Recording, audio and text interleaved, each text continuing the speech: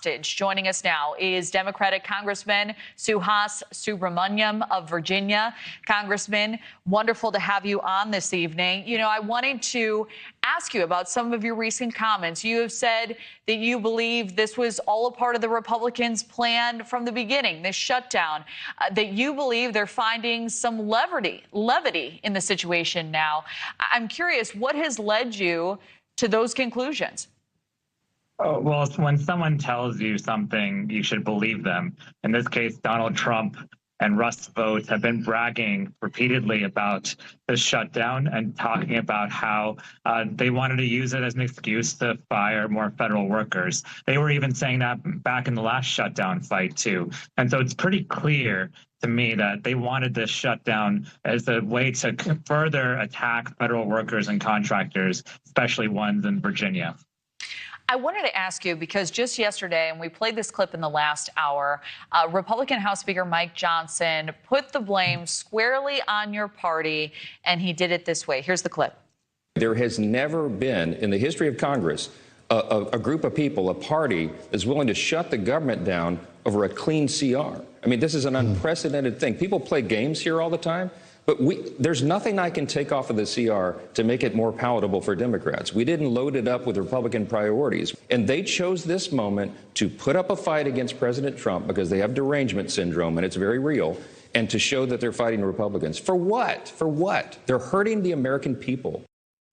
So I wanted to give you an opportunity to address those claims, also challenge your party's position and say, you know, why not get this clean bill through, as he calls it, address then the health care subsidies at a later date?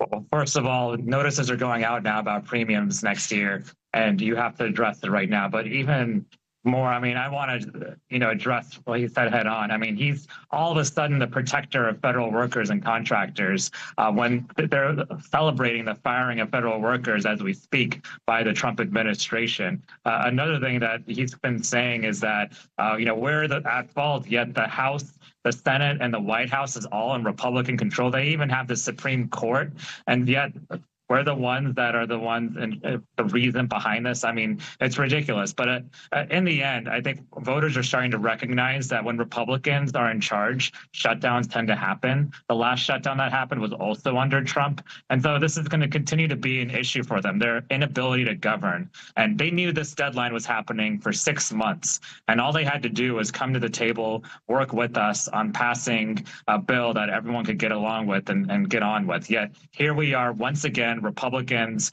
shutting down the government, and I'm here. I'm ready to do a deal with them anytime they want.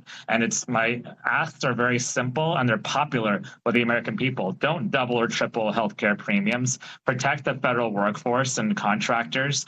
Those are things that people want, and yet they are using this again as an excuse to fire federal workers and contractors. I am convinced that they wanted this in March. They want it now.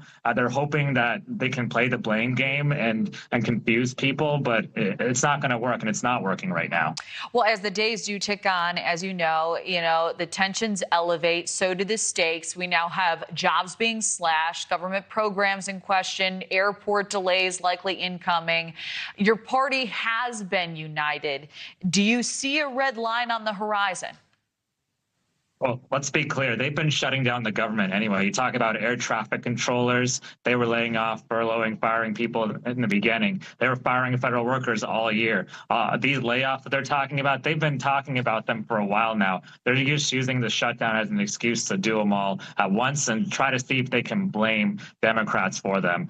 Look, we've been very clear about how we get out of this shutdown. We've given them an off-ramp that is very, very popular with the American people, right? Protect healthcare, stop these firings of federal workers, get back to the business of running our country. But they don't seem to be interested in doing that. And, I'm interested in doing it. I'm interested in working together, finding a solution. But here we are. And the fact that Mike Johnson won't even open Congress and won't even have the discussion with us, and won't even have the vote on military pay either. I think that's a real recognition that they don't seem to care about ending this shutdown. Well, and then some on the other side say some of these subsidies are just a Band-Aid. They don't address the root cause, which is likely much more complicated. And I know time is of the essence here. I also wanted to address, and we have about 40 seconds left, some comments that came from the Senate Minority Leader, Chuck Schumer. He essentially said that every day of the shutdown, it gets better for Democrats. The sentiment from Republicans as a clapback has been, better for Democrats, worse for the American people. Do you believe that was the right choice of words from the Senate Minority Leader?